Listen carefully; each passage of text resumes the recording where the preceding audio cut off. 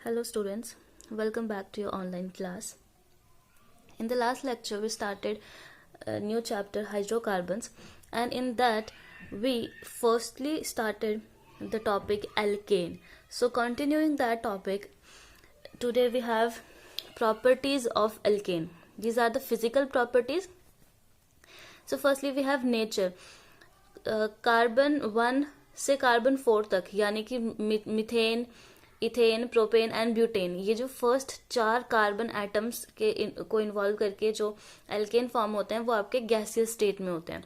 और कार्बन 5 से कार्बन 17 तक यानी नंबर ऑफ कार्बन एटम्स जिसमें 5 हो पेंटेन, और carbon number of carbon atom 17 हो तो उन एल्केन्स का नेचर होता है लिक्विड. एंड कार्बन 18 और हायर एल्केन्स सॉलिड स्टेट में होते हैं. ऐसा इसीलिए होता है क्योंकि जो आपके पास एल्केन है उनमें कोवलेंट बॉन्ड्स होते हैं. कोवलेंट बॉन्ड की वजह से वो नॉन पोलर होते हैं, क्योंकि उनमें जो कार्बन और हाइड्रोकार्बन है तो सिर्फ कार्बन और हाइड्रोजन ही होने वाले हैं. तो जो आपके पास ये CH बॉन्ड फॉर्म होता है, this CH bond is covalent in nature, और कार्बन और हाइड्रोजन की इलेक्ट्रोनेगेटिविटी में बहुत ज्यादा डिफरेंस नहीं होता. तो जो ये बॉन्ड है वो नॉन पोलर हो जाएगा. और जो इस मॉलिक्यूल्स एल्केन्स में जो फोर्स है जो इनको बाइंड करके रखती है वो होती है weak van der Waals forces. तो इसी वजह से जो तो स्मॉल आपके पास कार्बन एटम्स के एल्केन्स होंगे वो गैसियस स्टेट में होंगे, थोड़े से जो highest number of carbon atoms होंगे जिसमें वो लिक्विड होंगे, और जो 18 या हायर एल्केन्स होंगे वो सॉलिड स्टेट में होंगे. Then you have boiling point. Boiling point जिस तरह से आपका number of carbon atoms increase करता जाएगा उसी के साथ साथ आपका बॉइलिंग पॉइंट भी इंक्रीज करता जाएगा एल्केन्स का. तो अगर आप स्टार्ट करें मीथेन से तो मीथेन का सबसे कम होगा, फिर इथेन का उससे ज्यादा होगा, प्रोपेन का उससे ज्यादा होगा. तो जैसे जैसे number of carbon atoms increase होंगे उनका मॉलिक्यूलर साइज इंक्रीज होगा और बॉइलिंग पॉइंट भी इंक्रीज होता जाएगा. तो ऑन एन एवरेज हर एक कार्बन एटम के एडिशन पर 20 to 30 kelvin temperature boiling point उसका जो है वो इतना इंक्रीज हो जाता है. पर ये सबके केसेस में नहीं होता, ये ऑन एन एवरेज है कि अगर आप मीथेन से प्रोपेन पर जाते हैं, इथेन से प्रोपेन पर जाते हैं तो इथेन में 2 कार्बन होंगे और प्रोपेन में 3 कार्बन होंगे. तो इसमें आपके पास जो बॉइलिंग पॉइंट का डिफरेंस आएगा वो अराउंड 20 to 30 केल्विन तक का डिफरेंस आएगा. नेक्स्ट इज कि अगर आपके पास same number of carbon atoms है, such as you have this 1 2 3 4 butane है. अब यहाँ पर भी 1 2 3 4 5 है. यहाँ पर एक और बढ़ा देते हैं पेंटेन. अगर आपके पास पेंटेन है, दोनों आइसोमर पेंटेन के ही है, 5 ही नंबर ऑफ कार्बन एटम्स है, तो इसके केस में हमेशा जो ब्रांच्ड एल्केन होगा उसका बॉइलिंग पॉइंट कम होगा as compare to the corresponding जो स्ट्रेट चेन आइसोमर होगा. ऐसा इसीलिए होगा क्योंकि जो ब्रांच्ड आपके पास आइसोमर है जिसमें ब्रांचिंग हुई है, ये स्ट्रेट चेन है, ये है ब्रांच्ड. तो जितनी ज्यादा ब्रांचिंग होगी उतना ज्यादा सरफेस एरिया भी कम हो जाएगा. ये बेशक देखने में आपको ऐसा लग रहा है कि इसका सरफेस एरिया ज्यादा होगा क्योंकि इसमें ब्रांचिंग हुई है, पर ऐसा नहीं होता. स्ट्रेट चेन के कंपैरिजन में ब्रांच्ड आइसोमर का सरफेस एरिया कम होता है. तो सरफेस एरिया कम होने के साथ साथ उसका वैन डर वाल्स फोर्स भी कम हो जाते हैं और जो बॉइलिंग पॉइंट है वो भी कम हो जाता है. तो same number of carbon atoms हैं इसमें, बट ब्रांचिंग की वजह से इस आइसोमर का बॉइलिंग पॉइंट कम हो जाएगा. Second you have melting point. Melting point के केस में जो even number of carbon atoms होंगे उनका मेल्टिंग पॉइंट ज्यादा होगा कॉरेस्पॉन्डिंग जो लोअर एल्कीन है odd number of carbon atoms वाले. तो suppose you have C3H8, this is propane. तो प्रोपेन में कार्बन एटम 3 है यानी कि ऑड, और इसके नेक्स्ट आपके पास ब्यूटेन आएगा यानी कि 4 number of carbon atoms even.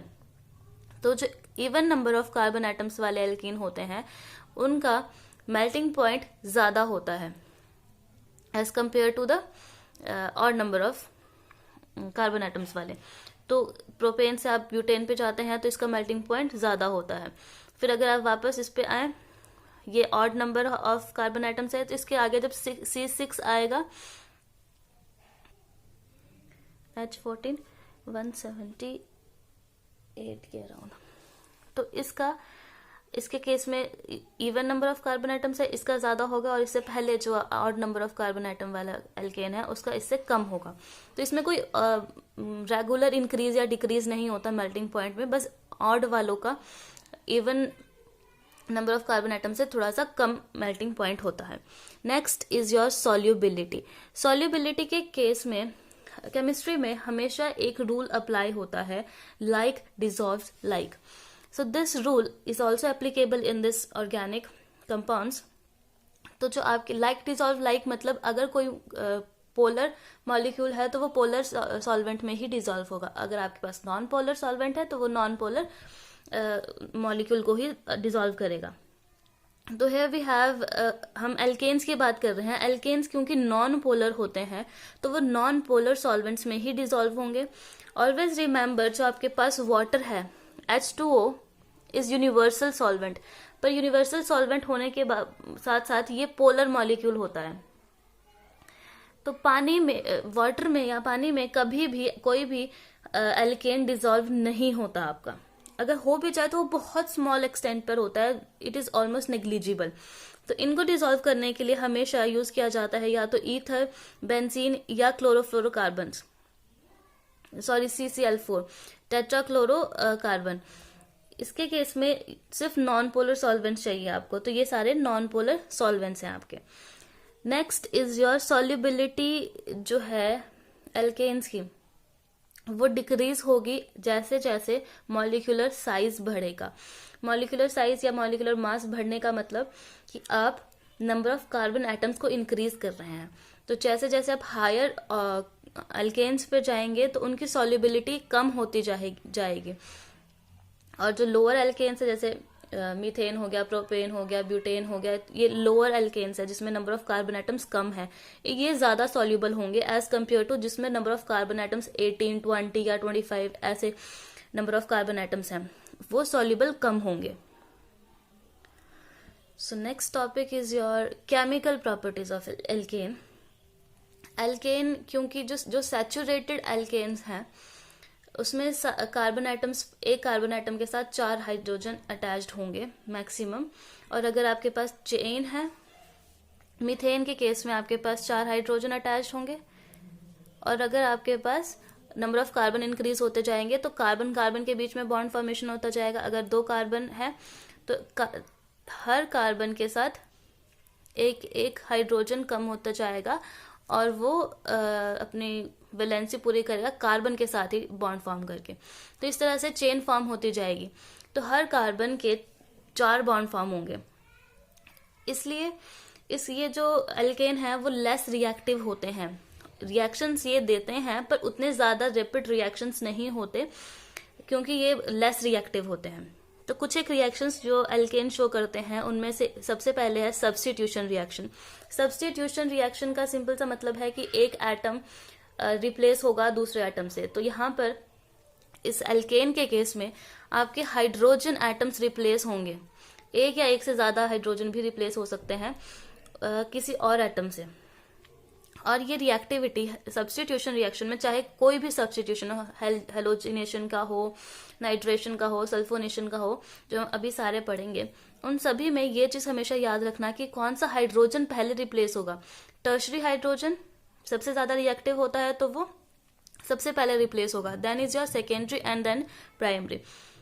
This tertiary hydrogen का मतलब है, सपोज यू हैव दिस, इसके साथ अगर ये ग्रुप हटा के यहाँ मैं CH3 ग्रुप लगा दूं, और जो आपका ये कार्बन है, इस कार्बन के साथ 2 कार्बन एटम अटैच्ड है,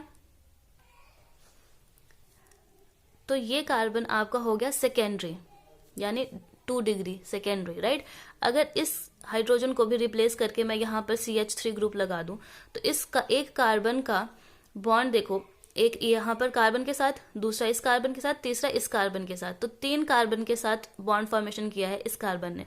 तो ये आपके पास डिग्री 3 टर्शरी हाइड्रोजन हो जाएगा। ये वाला जो एक हाइड्रोजन लेफ्ट रह गया आपका, वो हाइड्रोजन आपका हो जाएगा टर्शरी हाइड्रोजन। और अगर जो ये लास्ट वाले हैं, जिस कार्बन का सिर्फ हाइड्रोजन के साथ ही बॉन्डिंग हुई हुई है और एक बॉन्ड फॉर्मेशन है कार्बन के साथ, तो ये है आपके पास प्राइमरी हाइड्रोजन। ये और ये तीनों प्राइमरी हाइड्रोजन हो जाएंगे आपके पास। So firstly we have substitution reaction में ही हैलोजिनेशन। हैलोजिनेशन क्लोरीनेशन भी हो सकती है, ब्रोमिनेशन भी हो सकती है, आयोडीनेशन भी हो सकती है, फ्लोरीनेशन भी हो सकती है। पर फ्लोरीनेशन बहुत ही एक्सप्लोजिव रिएक्शन होती है, तो इसीलिए उसे ज़्यादा ऐसे हम प्रिपेयर नहीं कर पाते डायरेक्टली। उसके लिए बहुत ही प्रिसाइज्ड मेंटेन करना पड़ता है सारा का सारा सराउंडिंग या एनवायरनमेंट। कंट्रोल्ड एनवायरनमेंट में फ्लोरीनेशन करवाई जा सकती है। Firstly we have chlorination. Chlorination के लिए आप एल्केन लेंगे, उसे सनलाइट के साथ, सनलाइट या यूवी लाइट के साथ हीट करके क्लोरीन के साथ आप कॉरेस्पॉन्डिंग क्लोरीनेशन करवा सकते हैं। तो इसके केस में एक हाइड्रोजन एटम जो है रिप्लेस होगा, उसकी जगह आ जाएगा क्लोरीन एटम। यहाँ पर ये जो साइन एच न्यू है, किसी भी रिएक्शन में अगर ये एच न्यू आता है तो इसका मतलब है ये सनलाइट की प्रेजेंस में हो रहा है। और अगर साइन ये ऐसा आता है तो इसका मतलब है कि रिएक्शन मिक्सचर को हीट किया जाता है। अगर एच न्यू आता है तो इसका मतलब सनलाइट, इसका मतलब है हीट। तो यहाँ पर सनलाइट की प्रेजेंस में हो रही है ये रिएक्शन। और एक चीज और याद रखिएगा, चाहे क्लोरीनेशन हो, ब्रोमिनेशन हो, आयोडीनेशन हो, कोई भी हैलोजिनेशन रिएक्शन है वो फ्री रेडिकल के फॉर्म में होती है। और फ्री रेडिकल के फॉर्म में जो रिएक्शंस आपकी चलती हैं वो चेन की तरह चलती हैं। तो अगर ये रिएक्शन एक बार स्टार्ट हो गई तो ये जब तक सारे हाइड्रोजन्स को रिप्लेस ना कर दे तब तक ये रिएक्शन रुकती नहीं है। इस रिएक्शन को किसी पर्टिकुलर जगह पर रोकने के लिए या तो हमें सनलाइट रिमूव करनी पड़ेगी या क्लोरीन को लिमिट कर देना पड़ेगा, उसका जितना सप्लाई करी है क्लोरीन। तो ये थोड़ा सा फिर भी मुश्किल होता है ये रिएक्शन को स्टॉप करना। सो हमेशा ये फ्री रेडिकल रिएक्शन होती है तो चेन रिएक्शन चलती है। अगर ये शुरू हो गई तो फर्स्टली एक हाइड्रोजन रिप्लेस होगा, इसकी जगह आ गया क्लोरीन, तो आपके पास क्लोरोमीथेन फॉर्म हो गया, NaCl साइड प्रोडक्ट।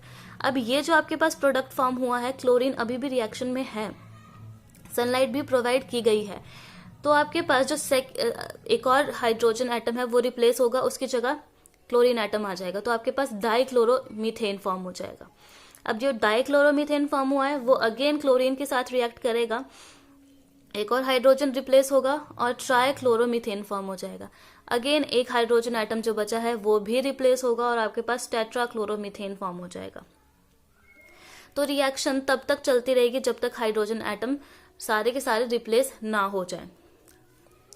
और ब्रोमिनेशन इसी तरह से होती है, क्लोरीन की जगह आप ब्रोमीन लेंगे, बस थोड़ा सा क्लोरीनेशन के केस में ये रिएक्शन ज्यादा रैपिड होती है, इतना ही फर्क है। आयोडीनेशन के लिए आपके पास एक थोड़ा सा चेंज जो आता है वो है कि ये ऑक्सीडाइजिंग एजेंट की प्रेजेंस में ही होती है आयोडीनेशन। जैसे HiO3 इसे कहा जाता है आयोडिक एसिड, और नाइट्रिक एसिड HNO3, इनकी प्रेजेंस में ये स्ट्रॉन्ग ऑक्सीडाइजिंग एजेंट है, इनकी प्रेजेंस में ही ये रिएक्शन होगी। तो रिएक्शन अगर आपके पास मीथेन ही ले, हम आयोडीन के साथ इसे हीट करते हैं और आपके पास फॉर्म हो जाता है एक हाइड्रोजन एटम को रिप्लेस करके आयोडोमीथेन। एक हाइड्रोजन एटम रिप्लेस हुआ और आयोडीन आ गया, आपके पास आयोडोमीथेन फॉर्म हो गया। लेकिन यहाँ पर साइड प्रोडक्ट जो है HI फॉर्म होता है। ये HI जो है वो स्ट्रॉन्ग रिड्यूसिंग एजेंट है।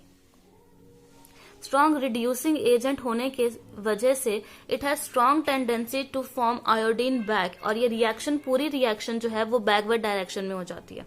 तो इसलिए इस रिएक्शन में ऑक्सीडाइजिंग एजेंट हम HiO3 या HNO3 का यूज करते हैं, ताकि वो HI के साथ जो आपका HI फॉर्म हुआ है वो HNO3 या फिर HiO3 इनमें से कोई भी ऑक्सीडाइजिंग एजेंट जो आपने लिया है उसके साथ रिएक्ट करके वो खत्म हो जाए और बैकवर्ड रिएक्शन ना हो।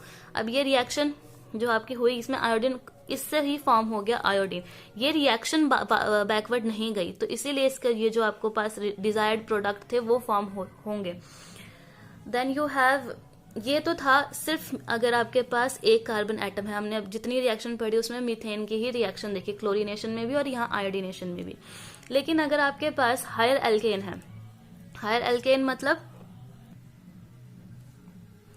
For example you have propane, इसके केस में जब आप क्लोरीनेशन करवाएंगे, यहाँ पर अभी जब हमने पहले रिएक्शन पढ़ी उसमें तो कार्बन एटम एक ही था, तो कोई भी हाइड्रोजन रिप्लेस हो जाता, कोई फर्क नहीं पड़ता।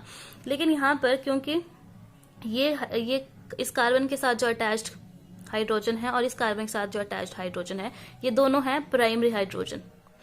और जो ये कार्बन के साथ अटैच्ड ये दो हाइड्रोजन है, ये कार्बन एक बॉन्ड फॉर्म करेगा इस कार्बन के साथ भी, और ये कार्बन फॉर्म करेगा एक बॉन्ड इसके साथ भी। तो जो ये हाइड्रोजन अटैच्ड है इस कार्बन के साथ, ये हो जाएंगे secondary.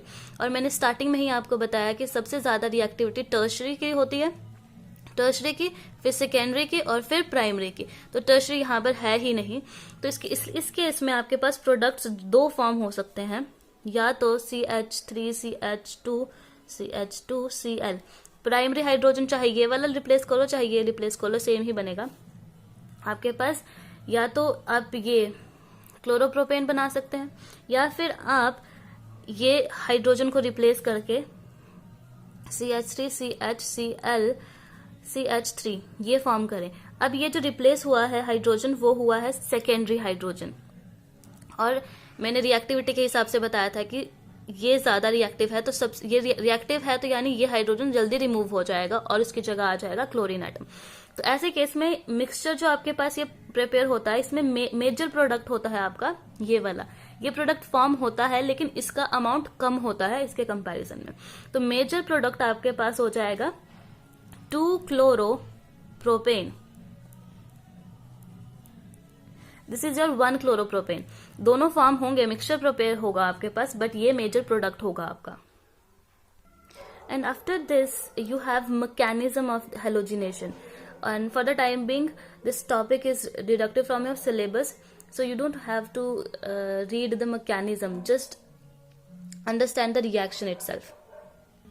Next is your nitration. ये भी एक substitution reaction ही है, जैसे हेलोजिनेशन में कोई हेलोजन ग्रुप लग रहा था, यहाँ पे नाइट्रेशन है तो आपके पास हाइड्रोजन एटम रिमूव होके NO2 ग्रुप लगेगा। NO2 ग्रुप लगने का मतलब है नाइट्रेशन हुआ है। इसके लिए ये NO2 ग्रुप अटैच करने के लिए मोस्ट कॉमनली हम ये नाइट्रिक एसिड HNO3 के साथ कैरी आउट कराते हैं रिएक्शन। ऑलवेज रिमेंबर, क्योंकि ये एल्केन का केस है तो ये रिएक्टिव ज्यादा नहीं होते एल्केन्स, तो नाइट्रेशन करवाने के लिए हमारे हमेशा टेम्परेचर बहुत हाई रखना पड़ेगा। तो अगर मीथेन आप ले रहे हैं तो बहुत हाई टेम्परेचर पे ही वो हाइड्रोजन को रिप्लेस करके नाइट्रोमीथेन बनेगा। इथेन के केस में भी नाइट्रो इथेन फॉर्म होगा, और अगर कोई हायर एल्केन है उसके केस में भी आप इजीली नाइट्रो ग्रुप अटैच करवा सकते हैं। So next is your sulphonation. अगर आपके पास हाइड्रोजन कार्बन एटम को रिप्लेस करके SO3H ग्रुप लगता है तो दैट इज योर सल्फोनेशन, और ये कैरी आउट करवाई जाती है सल्फ्यूरिक एसिड के प्रेजेंस में।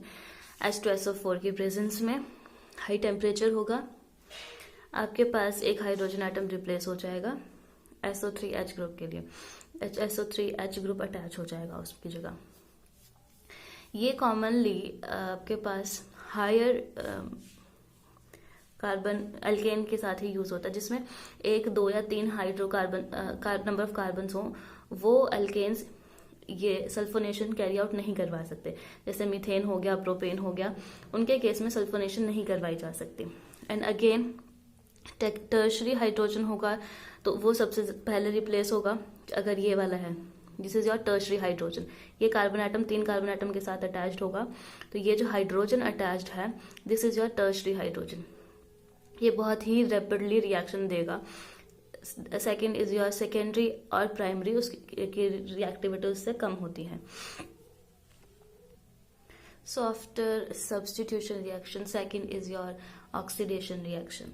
ऑक्सीडेशन रिएक्शन में आपके पास अगर कंप्लीट ऑक्सीडेशन हो तो इसके केस में आपके पास सिर्फ 2 ही प्रोडक्ट्स फॉर्म होते हैं, वो है कार्बन डाइऑक्साइड और water.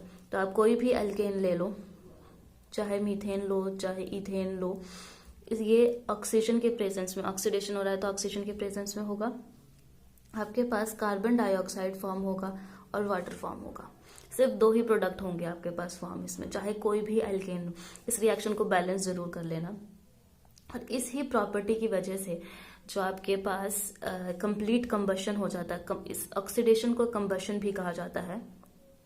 Combustion is when alkene को आप हीट करेंगे या पूरी कंप्लीट ऑक्सीजन की सप्लाई के साथ उसे हीट करेंगे हाई टेम्परेचर पर। तो ये रिएक्शन इसी वजह से, कार्बन डाइऑक्साइड और वाटर फॉर्म होने की वजह से ही, जो आपके पास घरों में एलपीजी गैस होती है ना, एलपीजी गैस जिस पर आप खाना बनाते हैं, लिक्विफाइड पेट्रोलियम गैस, वो एक मिक्सचर होता है प्रोपेन का और ब्यूटेन का। दिस मिक्सचर जो आपके पास घरों में सिलेंडर यूज होते हैं उसमें ये मिक्सचर होता है यूज, और उसी की वजह से आपके पास जो गैस जलती है जब, तो वहां कार्बन डाइऑक्साइड और वाटर ही रिलीज होता है। वैसे आपको ऐसे दिखता नहीं है, आपको तो सिर्फ फ्लेम नजर आती है। तो ये क्योंकि ये कंबशन जो है ये बहुत ही हाई टेम्परेचर पर होता है, तो जो ये रिएक्शन होती है, इस रिएक्शन में जो हीट रिलीज होती है delta H, it is around 1580 kelvin kilo joule per mole. तो इतनी ज्यादा high amount of heat release होती है इस एक रिएक्शन में। ये तो इथीन के केस में, प्रोपेन और ब्यूटेन के केस में इससे भी ज्यादा होती है, 2800 के अराउंड 3000 ही लगा लो, उतनी किलो जूल पर मोल एनर्जी रिलीज होती है। तो वो एनर्जी ही यूज करते हैं आप खाना बनाने के लिए। नेक्स्ट, अगर आपके पास ये जो कंबशन है या जो ऑक्सीडेशन आप करवा रहे हैं ये कंप्लीट ना हो, इनकम्प्लीट या कंट्रोल्ड हो, इनकम्प्लीट ऑक्सीडेशन में अगर आपके पास मीथेन है, आपने ऑक्सीजन जो सप्लाई करी वो कंप्लीट नहीं की, तो या तो आपके पास कार्बन डाइऑक्साइड फॉर्म होगा या आपके पास कार्बन फॉर्म होगा वाटर के साथ। ये डिपेंड करता है कि आपने ऑक्सीजन कितनी सप्लाई करी है। अगर कंप्लीट ऑक्सीजन आपने सप्लाई करी है इस रिएक्शन के लिए तो आपके पास कार्बन मोनोऑक्साइड, और अगर आपने और भी कम सप्लाई करी है, 1 ही मोल यूज हुआ है यहाँ पर, तो आपके पास जो आपके पास फॉर्म होगा वो होगा कार्बन मोनोऑक्साइड भी नहीं फॉर्म होगा। थर्ड, अगर आपके पास कंट्रोल्ड ऑक्सीडेशन हो,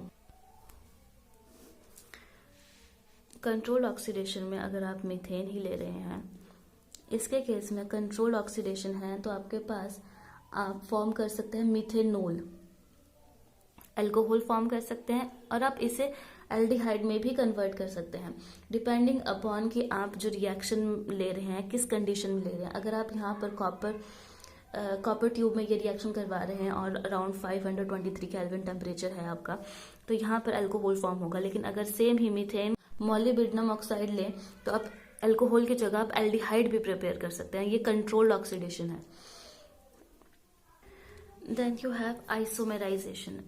अगर आप कोई भी स्ट्रेट चेन एल्केन लें और AlCl3 के प्रेजेंस, AlCl3 और HCl के प्रेजेंस में, उसमें आप उसे आइसोमेराइजेशन करवा सकते हैं। आइसोमेराइजेशन मतलब कि ब्रांचिंग करवा सकते हैं स्ट्रेट चेन कार्बन में आप, राइट। और इसके बाद आता है एरोमेटाइजेशन। एरोमेटाइजेशन मतलब कि अगर आपके पास इसमें एरोमेटाइजेशन में ना नंबर ऑफ कार्बन एटम कम से कम 6 होने चाहिए, तभी ये रिएक्शन होती है।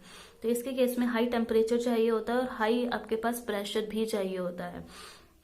कोई भी कैटलिस्ट चाहिए, क्रोमियम, मॉलिब्डेनम या वेनेडियम, इनके प्रेजेंस में आप रिएक्शन करवाते हैं, और जो आपके पास स्ट्रेट चेन हाइड्रोकार्बन या एल्केन थे वो एरोमेटिक फॉर्म में आ जाएंगे। एरोमेटिक में मतलब कि वो साइक्लिक होंगे और उसमें अल्टरनेट डबल बॉन्ड्स होंगे।